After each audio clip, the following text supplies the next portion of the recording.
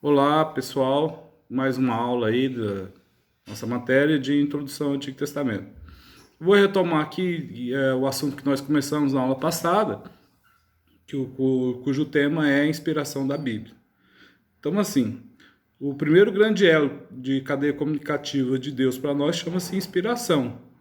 Então, vamos aprender aqui como é esse conceito teológico aí para a gente entender como a Bíblia como sendo a autorrevelação do único e verdadeiro Deus.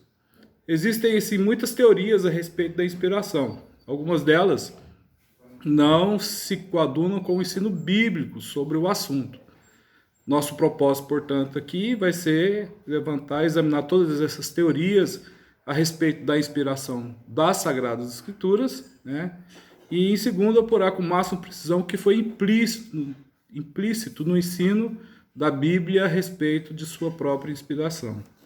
Então vamos às teorias aí sobre a inspiração. Primeiro nós destacamos as várias teorias a respeito ao longo da história, né, sobre a inspiração da Bíblia. E elas vão ser caracterizadas aí segundo os três movimentos teológicos aí: a ortodoxia, o modernismo e a neo-ortodoxia. Então, essas três perspectivas, cada uma vai dar uma definição para a inspiração das Sagradas Escrituras. Tá? Nós fizemos já a apresentação, né, que a variação teológica aí, de interpretação da inspiração vai variar naquilo que é a palavra de Deus, ou contém a palavra de Deus, ou ela se tornou a palavra de Deus, assim respectivamente. Tá? Então, para a linha de interpretação ortodoxa, ou a ortodoxia, a Bíblia é a palavra de Deus. Né? Vamos entender isso que por cerca de 18 séculos de história da igreja, prevaleceu a opinião ortodoxa da inspiração divina. Os pais da igreja, lá o Tertuliano, Orígenes, os pais da igreja é um nome carinhoso que os teólogos dão para os primeiros líderes da igreja cristã nos 3, 4 primeiros séculos da história da igreja. Tá? Então, todos eles vêm ensinando que a Bíblia obteve uma inspiração verbal. Isso é, o registro escrito por inspiração de Deus foi de forma verbal. No entanto, existem algumas tentativas de procurar explicação para o fato do registro escrito ser a palavra de Deus, ao mesmo tempo que o livro, obviamente, foi composto por autores humanos, como eu e como você, em tempos diferentes, em perspectivas de vida diferentes, em diferente situação social, contexto histórico diferente. Então esses autores produziram aquilo que nós chamamos de ser a palavra de Deus. Tá? Dentro dessa perspectiva aí, circunstancial, histórica, social de cada escritor usado por Deus para escrever a Bíblia, o Antigo Testamento, vão surgir duas opiniões divergentes. Tá? Alguns vão abraçar a ideia do ditado verbal, afirmando que os autores humanos na Bíblia eles registraram apenas aquilo que Deus havia ditado, palavra por palavra, tem esse segmento, tá? E, por outro lado, existe uma outra tendência teórica aí da parte da ortodoxia, do conceito de inspiração, no qual Deus concedeu aos autores pensamentos inspirados. Então, o primeiro grupo vai entender que foi verbal e o segundo grupo vai entender que foram pensamentos inspirados por Deus. E eles tiveram a liberdade de revesti-los com palavras próprias. Bom, aí nós vamos utilizar agora alguns autores que podem, um autor que pode, vocês podem consultar para constatar essa teoria, que é o John R. Rice, né? Nosso livro soprado por Deus, a Bíblia. Esse é o título do livro dele. Então, assim, a gente, na exposição verbal, Rice vai dizer que existe uma clara e bem ordenado ditado verbal, tá? Esse autor vai destacar a ideia de que o ditado verbal seja mecânico, sustentado que Deus ditou sua palavra mediante a personalidade do autor humano.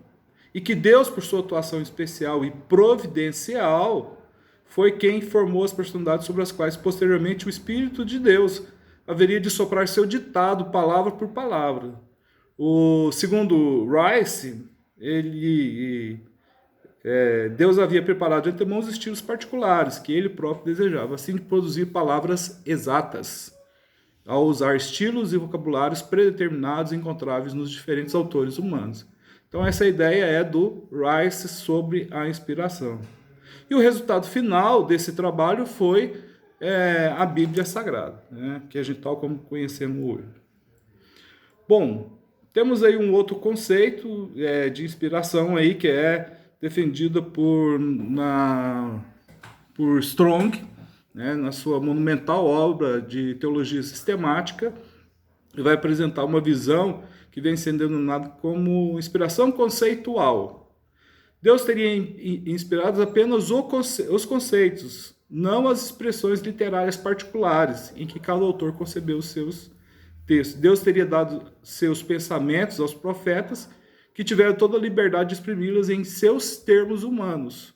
O conceito de Deus é inspirado e as palavras, a ação humana aí é coberta de liberdade por parte daquele que está sendo inspirado para escrever. Segundo Strong, esperava evitar quaisquer implicações mecanicistas derivadas do ditado verbal e ainda preservar a origem divina das escrituras.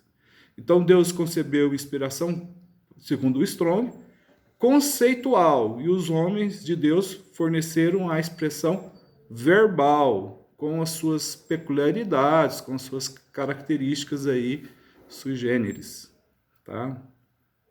Bom, essa apresentação foi do segmento teológico ortodoxo.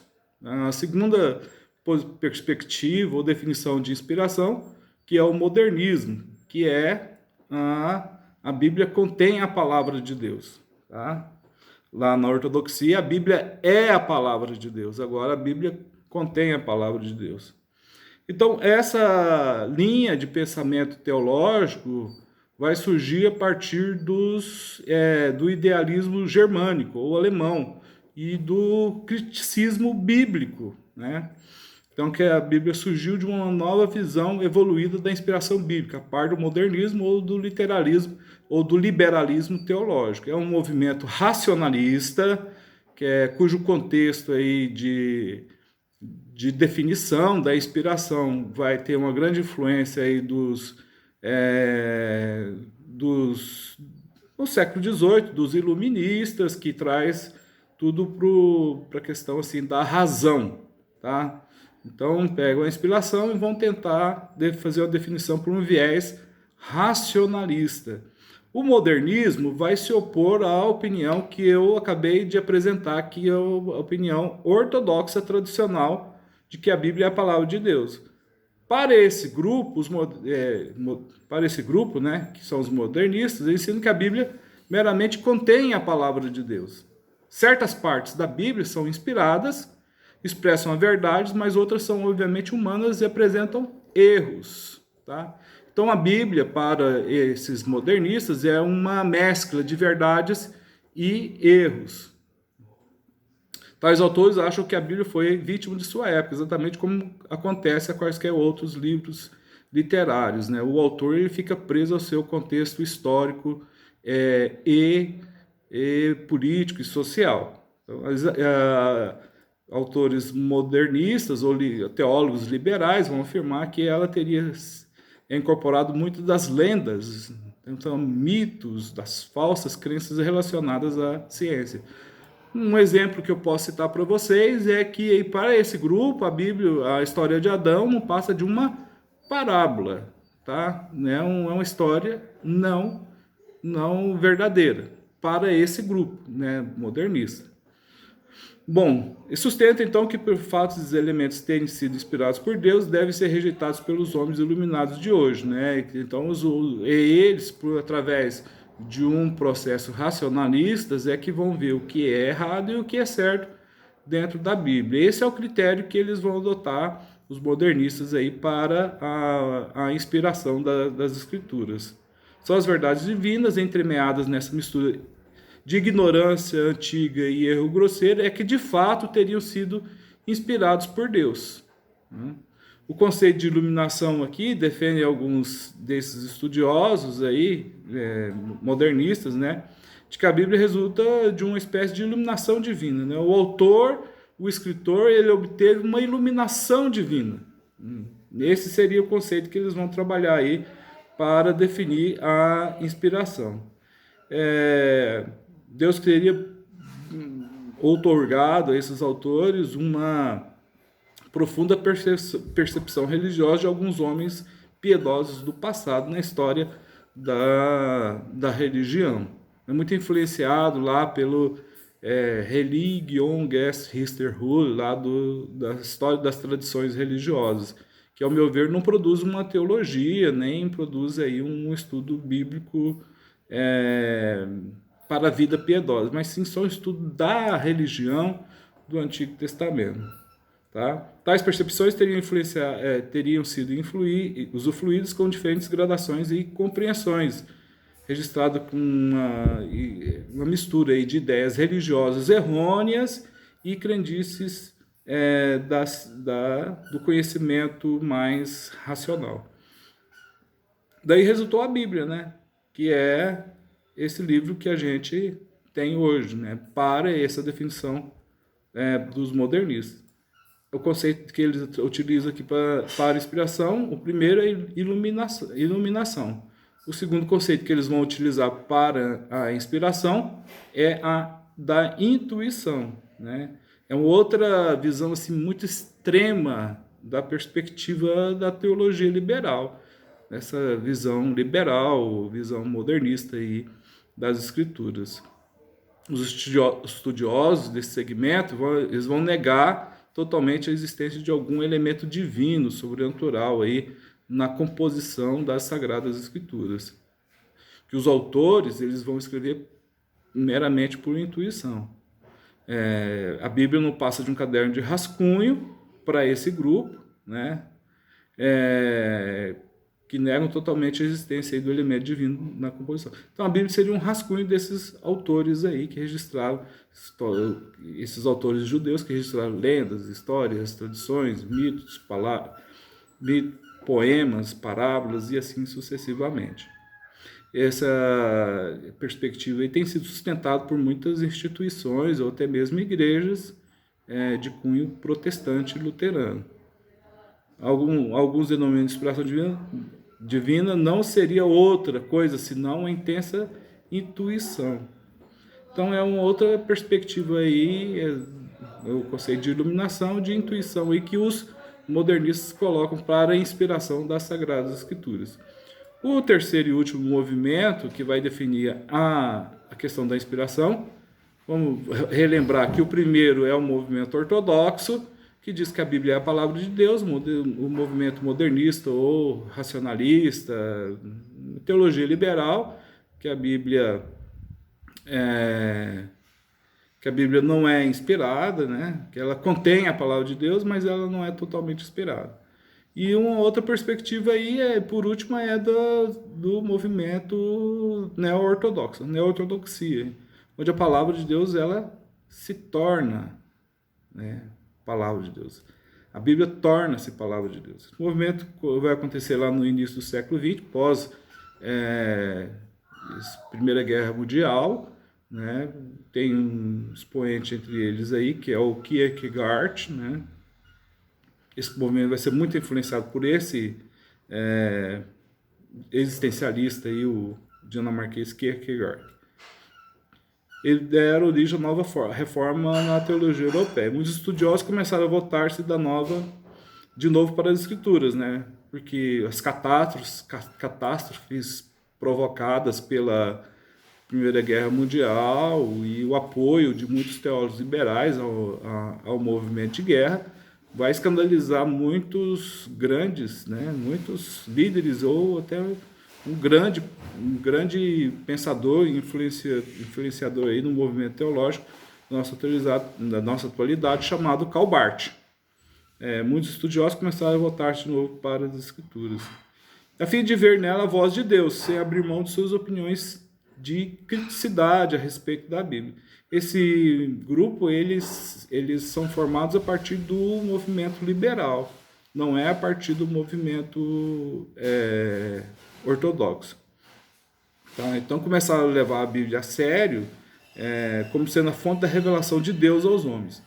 Então eles vão criar um novo tipo de ortodoxia, né? Que eles vão falar que afirmam que Deus fala aos homens mediante a Bíblia. As Escrituras, então, tornam-se a palavra de Deus num encontro pessoal entre Deus e o homem. A semelhança das outras teorias a respeito da inspiração da Bíblia, em relação a essa perspectiva neo-ortodoxa, vai desenvolver duas correntes, né? Todas elas desenvolveram duas correntes: ortodoxia, o modernismo e agora a neo-ortodoxia. Na extremidade mais importante dessas correntes estavam os demitizadores, que negam todo e qualquer conteúdo religioso importante, factual ou histórico nas páginas das Sagradas Escrituras. Creem apenas na preocupação religiosa existencial, sobre a qual medram os mitos, né? É uma perspectiva. Na outra extremidade estão os pensadores de tendências mais evangélicas. Então você tem os demitizadores e tem uns que têm a perspectiva mais de cunho evangélico, né? Que tenta preservar a maior parte dos fatos históricos das Escrituras. Então eles sustentam que a Bíblia de modo algum é a revelação de Deus. Antes, Deus se revela na Bíblia nos encontros pessoais, não apenas de maneira proposicional. Não vamos nos esquecer que o pensador que vai influenciar esse grupo aí é o dinamarquês, filósofo dinamarquês chamado Kierkegaard. Para eles, então, a Bíblia ela não é a palavra de Deus a princípio, ela só se torna a palavra de Deus mediante um encontro pessoal entre o homem e as Escrituras Sagradas. Então é uma questão de experiência, de existencialismo. Aí dá para saber por que eles vão. Né? Da visão ortodoxa, demitizante, aí, que eu afirmei para vocês, os principais postuladores dessa visão é o Rudolf Bultmann, o Schubert Ogden, são os principais teóricos ou expoentes aí nessa vertente. Eles podem diferir um no outro, tanto o Ogden e o Bultmann, porque não vê nenhum cerne histórico que dê consistência aos mitos da Bíblia, né? Embora o Bultmann vai conseguir enxergar isso. Ambos concordam que a Bíblia foi escrita numa linguagem assim, mitológica, da época de seus autores, época já passada e obsoleta. Então, assim, a tarefa cristã moderna é demitizar a Bíblia ou despila de seus trajes lendários, mitológicos, e descobrir o conhecimento existencial a ela subjacente. Então, essa é a posição deles. O Bultmann vai dizer que a partir do momento que a Bíblia é despida desses mitos religiosos, a pessoa encontra, então, a verdadeira mensagem de amor sacrificial de Deus em Jesus Cristo no seu sacrifício lá na cruz do Calvário. Então não é necessário que a pessoa se prenda a uma revelação objetiva, histórica e proposicional, a fim de experimentar essa verdade pessoal e subjetiva. Daí é que vem a expressão que a Bíblia torna-se a revelação de Deus aos homens mediante uma interpretação adequada. Né? Isso que é o conceito ortodoxo de demitização, ou a Bíblia é demitizada, quando a pessoa depara com o amor absoluto e exposto ao mito do amor altruísta de Deus em Cristo Jesus. Por isso mesmo, ela não é revelação alguma, é apenas uma expressão primitiva, mitológica, mediante a qual Deus se revela pessoalmente, desde que demitizado da maneira correta. Então aí vai para os neo-ortodoxos, vai abranger o encontro pessoal, que é uma outra corrente aí, cujo expoente aí é o que eu já citei, o Karl Barth e o Emil Brunner. São dois teólogos bem conhecidos aí do povo protestante, dos líderes reformados, dos teólogos reformados e não reformados. Né, não sei dizer se o pessoal pentecostal conhece esses dois autores. Então, a Barth reconhece que existem algumas imperfeições no registro escrito, até mesmo nos autógrafos. Né? A Bíblia é a fonte da revelação de Deus. Afirma ele que Deus nos fala mediante a Bíblia, que ela é o veículo de sua revelação. Assim como o cão ouve a voz de seu dono, gravada de modo imperfeito na gravação de uma fita ou disco, assim também o cristão pode ouvir a voz de Deus que ressoa nas Escrituras. Essa é uma citação do Emil Brunner, que a revelação de Deus não é proposicional, tá? Feito por meio de palavras. Assim, a Bíblia, como se nos apresenta, deixa de ser uma revelação de Deus, passando a ser mero registro pessoal de Deus aos homens de Deus em eras passadas. Todavia, sempre que o moderno se encontra com Deus, mediante as Sagradas Escrituras, a Bíblia torna-se a palavra de Deus mediante o encontro que o cristão tem com Deus. Então essa é a ortodoxia. Tá? Em contraposição à visão ortodoxa, essa visão dos teólogos ortodoxos sobre a Bíblia não seria assim um registro de imediato inspirado. Para o ortodoxo, a Bíblia é inspirada de imediato. Tá? Então esses são os conceitos, as três correntes aí que interpretam o termo de inspiração. Vou recordar com vocês. O conceito ortodoxo, de que a Bíblia é a palavra de Deus, que isso vai ser uma expressão máxima no meio teológico protestante, até o século XVIII, quando surge o movimento iluminista, e nós vamos ter lá o surgimento da teologia liberal, né? Dos teólogos vão ser influenciados pelo movimento racionalista. Eles vão dizer que a Bíblia ela contém a palavra de Deus, ela não é a palavra de Deus. E o movimento ortodoxo, neo-ortodoxo, melhor dizendo, que tem aí como grandes expressões aí no nosso meio, o Karl Barth, o Emil Brunner, que a Bíblia torna-se a palavra de Deus. Sendo assim, eu encerro esse momento. Peço a vocês que leiam o livro que eu vou postar lá no grupo de vocês, um artigo do J.I. Packer sobre a inspiração bíblica, das páginas 48 até a página 58. Até mais, pessoal!